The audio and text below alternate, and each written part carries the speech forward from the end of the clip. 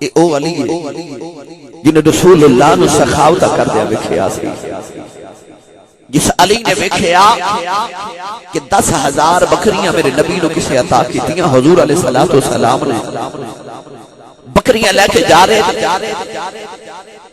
صفوان بن امیہ نے میرے نبی نے طنز کیتا، کہنے لگا محمد بڑا امیر ہو گیا۔ حضور نے فرمایا کیویں؟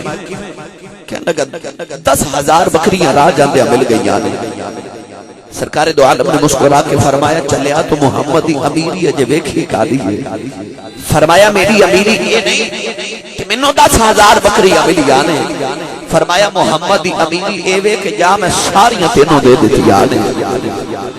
10,000 بکریاں لے کے جاوے، نالے محمد دا کلمہ پڑھدا جاوے، نالے قبیلے دیاں گلیاں چ کہندا لوگو محمد دا کلمہ پڑھ لو، محمد اینا رج کے دیندا جے غریبی دا خوف مک جاندا جے۔ علی نے نبی نو سخاوت کردیا ویکھیا سی، او علی سفر تو تھک کے واپس آئے، اج آرام کرن لگے تے آپ دا غلام حضرت قمبر جنہیں ساری عمر مولا علی نال گزاری سی، مزاج شناسی نہ مرشد دا، کہنے لگا لجپال باہر ایک منگتا آئے، مولا علی فرمان لگے قمبر جو منگتا منگتے نو دے دیتے نو میری عادت دا پتہ ہے۔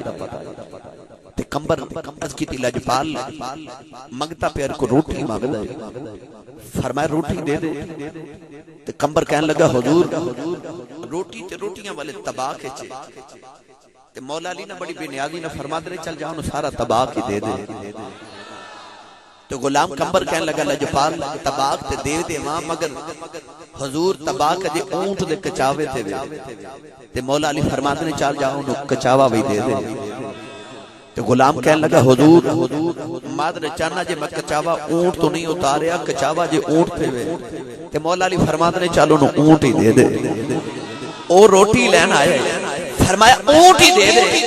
تو غلام قمبر کہنے لگا حضور او جڑا اونٹ ہے نا روٹیاں والا، او تے 70 اونٹاں دے وچکار کھلوتا ہے۔